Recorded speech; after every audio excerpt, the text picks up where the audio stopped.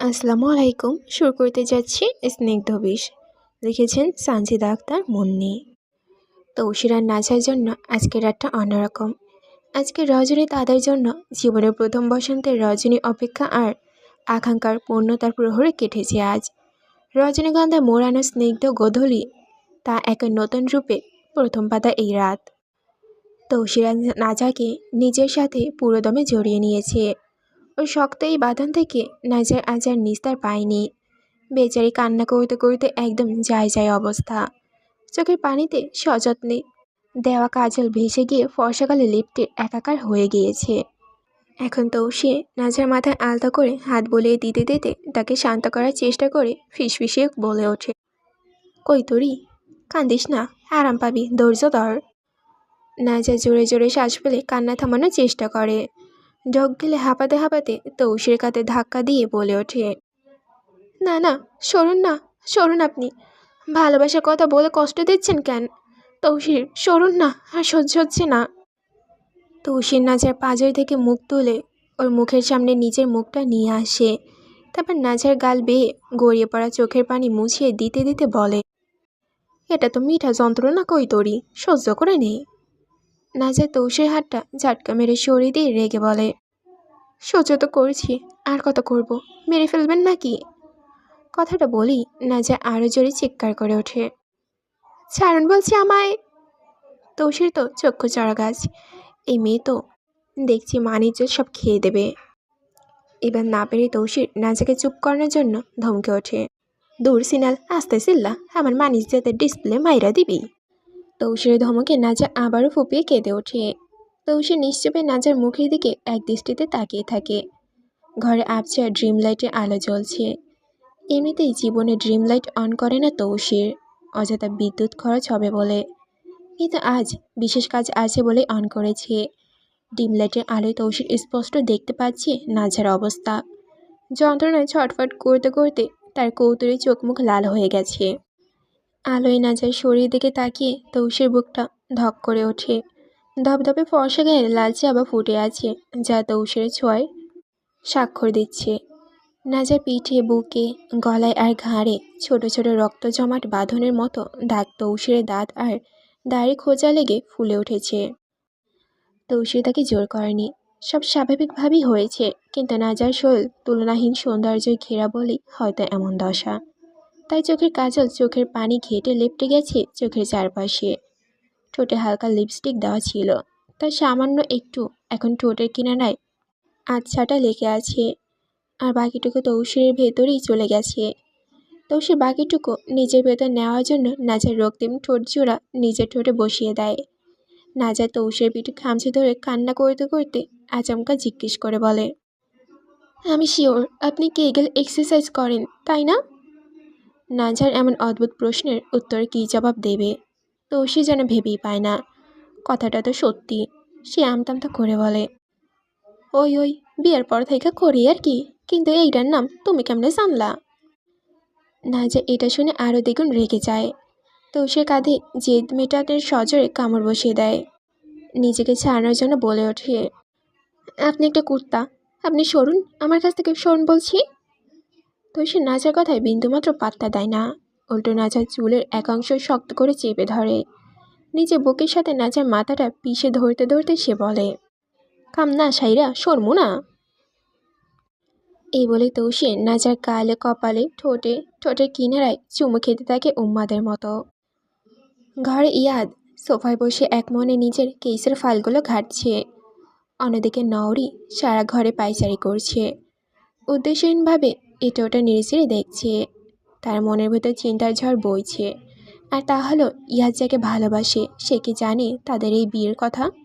আচ্ছা, সে যদি কখনো জানতে পারে, তবে কি নওরিকে সব কিছু ছেড়ে চলে যেতে হবে? যদি যেতেই হয় তবে কোথায় যাবে সে?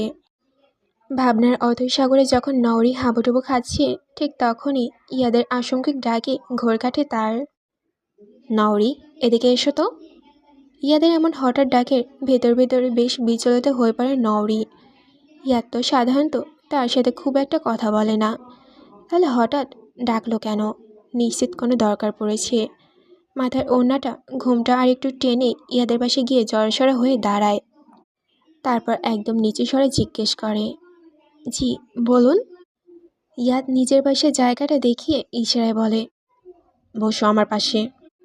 কথাটা শোনা মাত্রই নওরের ভেতরটা আলতো করে কেঁপে ওঠে। অনেক কষ্টে নিজের কাঁপুনি থামিয়ে ধীর পায়ে ইয়াদের পাশে গিয়ে বসে। ইয়াদ আর চোখে একবার নওরের দিকে তাকায়। নওরের এমন কম্পন অবস্থা দেখে ঠোঁটের কোণে এক চিলতে মুচকি হাসি ফুটে ওঠে তার। ইয়াদ স্নিগ্ধ স্বরে বলে, ভয় পেও না নওরি, আমি এমনিতেই রেখেছি, বিশেষ কোনো কারণ নয়। নওরি ইয়াদের দিকে মুখ তুলে তাকিয়ে আমতা আমতা করে বলে, না তেমন কিছু না। হঠাৎ ইয়াদ ধীরে ধীরে নিচের দিকে ঝুঁকে নওরির পা দুটো নিজের কোলের ওপরে তুলে নেয়। এমন একটা ঘটনায় নওরির কাছে ভীষণ অপ্রত্যাশিত এক অবাস্তব দৃশ্য। বিস্ময় হতবাক হয়ে স্তব্ধ বসে থাকে সে। বড় বড় চোখ করে তাকিয়ে থাকে ইয়াদের দিকে। ইয়াদ অত্যন্ত আলতো হাতে নওরির পায়ের আঙুলগুলো ছুঁয়ে টেনে দিতে দিতে তার বিস্ময়িত মুখের দিকে তাকিয়ে বলে, তোমার অনেক কষ্ট হয়ে যাচ্ছে তাই না? কেউ কি তোমাকে কিছু বলেছে? আমার চাচিরা যদি তোমাকে কিছু বলে তুমি সরাসরি আমাকে এসে বলবে। আমি মুখে যাই বলি না কেন, এখনও পুরোপুরি মেনে না নিলেও তুমি আমার স্ত্রী, আর সেই সম্মানটুকু তোমার প্রাপ্য। ইয়াদের এমন কথায় দৃষ্টি নিচু করে নেয় নওরি। নিজের পা দুটো ইয়াদের কোল থেকে সরে নেওয়ার চেষ্টা করে আমতা আমতা স্বরে বলে, আমার পা ছাড়ুন, আমাকে কেউ কিচ্ছু বলেনি, আপনি আমার পা ধরে আছেন, এটা একদম মানায় না। নওরের এমন ভীত ও লাজুক আচরণ দেখে ইয়াদ আবারও হেসে ওঠে। তারপর আচমকা একটানে নওরিকে নিজের একদম কাছে নিয়ে আসে। নওরি যাতে ছুটতে না পারে তাই শক্ত করে তার কোমর জড়িয়ে ধরে। আচমকা এই টানে নওরির হাত দুটো গিয়ে পরে ইয়াদের চওড়া কাঁধের ওপর। নওরির বুকের ভেতরটা একদম ধুকপুক করছে, ঘন ঘন শ্বাস পড়ছে তার। কাপা কাপা গলায় নওরি বলে ওঠে, কি করছেন এটা? ইয়াদ আলতো করে নওরির থুতনিতে চুমুকে দিয়ে ফিসফিস করে বলে ওঠে, এটা হলো তোমার প্রতি আমার সূক্ষ্ম মায়ের এক আলতো টান। বাথরুমের ভেতরে একটা ছোট টুলের ওপর নাচাকে বসিয়ে সযত্নে গোসল করিয়ে দিচ্ছে তৌসির। ইতিমধ্যেই দুবার সাবান দিয়ে সারা শরীর ঘষে দিয়েছে সে, তবুও নাজার আবদার, আবার ঘষে দিন। তৌসির তো এদিকে যান বেরিয়ে যাওয়ার জোগাড়, কতগুলো সাবান যে নষ্ট হচ্ছে তার ইত্য নেই। মগে করে নাজার গায়ে পানি ঢালতে ঢালতে সে বলে ওঠে, আরে আর কত ধিমু, দুইবার ঘষে দিছি তো। নাজা দাঁত চেপে তৌসির দিকে তাকায়, তারপর বেশ ঝাঁঝালো স্বরেই বলে, আমার শরীর আমি ততক্ষণ পর্যন্ত ঘষি যতক্ষণ না শরীরের লাল লাল দাগ না বসে যায়, আর আপনি দুইবার ঘষে দিলেই শেষ। সরুন, আমার লাগবে না আপনার গোসল করানো। তৌসির ওর কথায় কান দেয় না। কোনো মতে নাজারকে গোসলটা শেষ করিয়ে নিজে দ্রুত গোসল সেরে কোমরে একটা লুঙ্গি জড়িয়ে নেয়। এরপর একটা বড় তোয়ালা দিয়ে নাজার শরীর মুড়িয়ে ওকে একেবারে পাজা কোলে করে তুলে এনে বিছানায় বসিয়ে দেয়। নাজা যেন নিজের শরীরের সমস্ত ভার ছেড়ে দিয়েছে। তৌসির ওকে বসিয়ে দিয়ে একটা 3 পিস এগিয়ে দেয়। মেয়েটার দিকে তাকিয়ে তৌসির নিজের ভেতরটা কেমন যেন খচখচ করে ওঠে। নাজার গায়ের রং এমনিতে ফর্সা, তারপর কাল রাতে মাথার দিক ধকল, যেখানে সে ছুঁয়েছে সেই জায়গাগুলোতেই লাল বর্ণ ধারণ করেছে। নাজার সারাটা দেহ জুড়ে সেই লাল আভা ছড়িয়ে আছে। 3 পিসটা বাসি রাখতে রাখতে তৌসির নরম স্বরে বলে, তুমি এগুলো পয়রা নাও, আমি বেদনার ওষুধ নিয়ে আই। কথাটা বলি সে দ্রুত ঘর থেকে বের হয়ে যায়। নাজা তো সারা শরীরে গা ধরার মতো তীব্র ব্যথা করছে, হাড়গুলো মনে হচ্ছে কড়মার করে ভেঙে যাচ্ছে। এই যন্ত্রণাসিক্ত অবস্থায় কোনো কাজ করাই ওর পক্ষে প্রায় অসম্ভব। তবু অনেক কসরত করে 3 পিসটার গায়ে জড়ায় সে। ভেজা চুলগুলো তোয়ালা দিয়ে পেঁচিয়ে রাখে। চুলে চুইয়ে পড়া পানি বিছানায় খানিকটা ভিজে যাচ্ছে। তো সে বসার ঘরে রাখা ঔষধের বক্স থেকে ব্যথা কমানোর ঔষধ নিয়ে ঘরে ঢুকে দেখে নাচে যেন লতার মতো নেতিয়ে পড়েছে। এই অবস্থা দেখে তৌসির মনে মনে প্রমাদ গণে, আগে যদি জানতাম সোয়াল লাগে এমন নেতাইয়ে পড়বো তাইলে জীবনে ওর কাছে যাইতাম না। সি নিজেরই লজ্জা লাগতাছে, নাউজুবিল্লা। সে নাচার পাশে এসে বসে এবং নিজের হাতে একটা ওষুধ খাইয়ে দেয় ওকে। ওষুধ খেয়ে ক্লান্ত শরীরটা বিছানায় এলে দিতেই মনটা চাইল নাচার, কিন্তু তৌসির তড়িঘড়ি করে তাকে বাধা দিয়ে বলে ওঠে, দূর বেটির ব্যাং সাউ আমার, সারা বিছানা নাপাক, এখন হইস না। তৌসিরে ধমক খেয়ে নাজা নিজের শরীরটা কোনো মতে টেনে টুনে দাঁড় করায়। ওর নজর যায় বিছানার দিকে, যেখানে তার কুমারিত্বের তকমা স্পষ্ট লেগে আছে। কিছুটা বিরক্ত হয়ে নাজা বলে, এটা তুলুন না, তাড়াতাড়ি তুলুন। তৌসির একটা দীর্ঘশ্বাস ছেড়ে বিছানার চাদরটা টেনে তুলতে তুলতে বলে, দাঁড়াও, আর একখানা বিছাইয়ে নেই। চাদরটা তুলে নিতেই নাজা আর দেরি করে না, খালি তৌসিকের ওপর শরীরটা এলিয়ে দিতে দিতে বলে, প্রয়োজন নেই চাদরের, আপনি আসুন তাড়াতাড়ি, আমাকে একটু জড়িয়ে ধরুন, আমার খুব ঠান্ডা লাগছে। ওর তাড়া দেখে তৌসির বুঝতে বাকি থাকে না যে মেয়েটার জ্বর আসছে, নিশ্চিত জ্বর আসবে। আবার না জানি কত টাকা ধারে তাকে পড়তে হয়। টাকার কথা ভেবে ঘরের লাইটটা অফ করতে করতে তৌসির মনে মনে বিড়বিড় করে, সাউয়ার বাসর তো উত্তেজনা ঠেলে কইরা নিলাম, এখন বউয়ের জ্বর উঠলে ওষুধের জন্য কত টাকা ফেলতে হইব আল্লাহ জানে। কথাটা ভেবে লাইটে নিভিয়ে তৌসির নাজার পাশ ঘেঁষে বিছানায় এসে শুয়ে পড়ে। ধীর লয়ে নাজার কোমর জড়িয়ে তাকে নিজের বুকের ওপর টেনে নেয়। নাজার চুল থেকে ভেজা তোয়ালেটা সরিয়ে দিয়ে ওর চুলগুলো আলতো করে হাত বুলিয়ে দিতে দিতে বলে, কাঁদিস না কৈতরি, কষ্ট এগুলো স্বাভাবিক। এই সামান্য উষ্ণতাটুকু পেয়ে নাজা যেন মোমের মতো গলে পড়ে। হু হু করে কেঁদে ওঠে সে। তৌসিরকে শক্ত করে জড়িয়ে ধরে ভাঙা গলায় বলে, আমার আর সহ্য হচ্ছে না তৌসির, আমার শরীরে ব্যথা করছে, খুব ব্যথা করছে, আমার শরীর কাঁপছে। তৌসির নাজার একটা হাত নিজের হাতের মুঠোয় নিয়ে বোঝানোর ভঙ্গিতে বলে, দেখো তালুকদারের মাইয়া, এটা স্বাভাবিক, আর তোমার বয়স আর আমার বয়স ম্যাচিং খায় নাই, তাই একটু যন্ত্রণা তো হয়েছেই, একটু শান্ত হও। কিন্তু নাজার কান্নার বেগ যেন এতে দ্বিগুণ বেড়ে যায়। ফুপি ফুপি সে বলে ওঠে, আপনার জন্য হয়েছে সব, সব দোষ আপনার। জি ম্যাডাম, সব দোষ আমার, আমি মানি। আপনি আমাকে অনেক কষ্ট দিয়েছেন তৌসির। কষ্ট না দিলে আরাম মিলে না, এগুলো কিছু না, ঘুমাও এখন, এত গইল পড়ো না, এগুলো খুব স্বাভাবিক।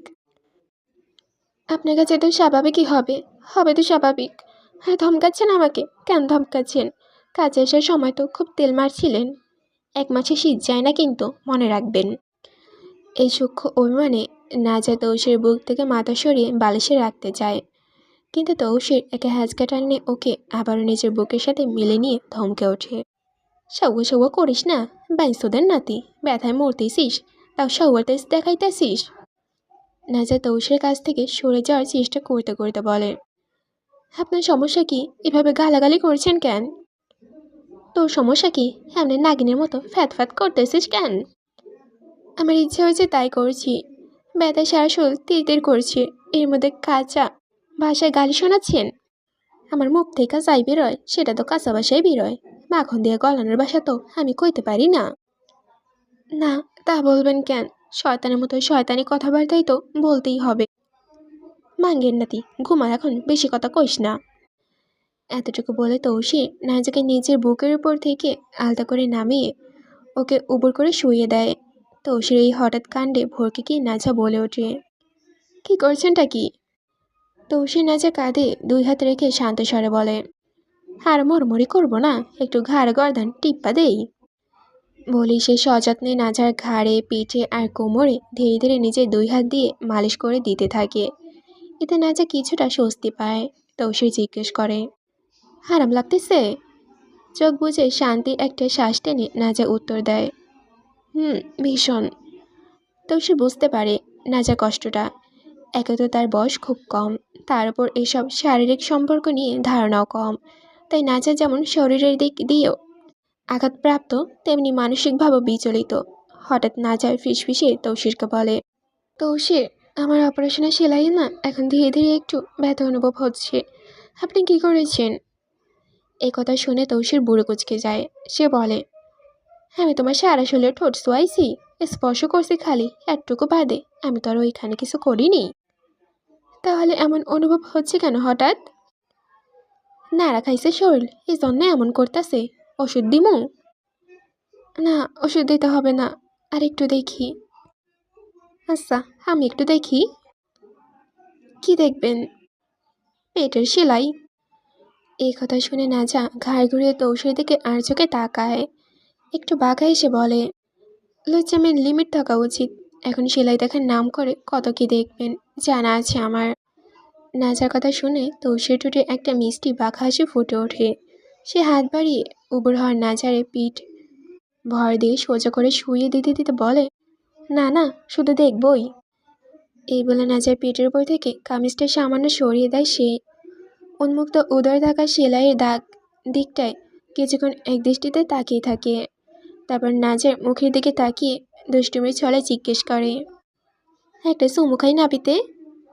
নাজা চোখ বুজে মুচকে এসে অনুমতি দিয়ে বলে, একটা নয়, কোটিটি খান, আজকে আপনার জন্য হিসাবের খাতা খোলা। এই কথা শোনার পর তৌসিরকে আর কি আটকায়। সে পরম আদরে মুখ ডুবে দেয় নাজার উদরে। নাজা তৌসির ভেসে চলে ভাজে নিজের আঙ্গুলগুলো ডুবে দিয়ে শক্ত করে মুঠে ধরে ফিসফিস করে বলে ওঠে, ধীরে মেয়র সাব। তৌসি তখন বাচ্চাদের মতো নাজার উদরে নাক মুখ ঘষতে ব্যস্ত। নাজার কথা শোনার সময় তার কোথায়।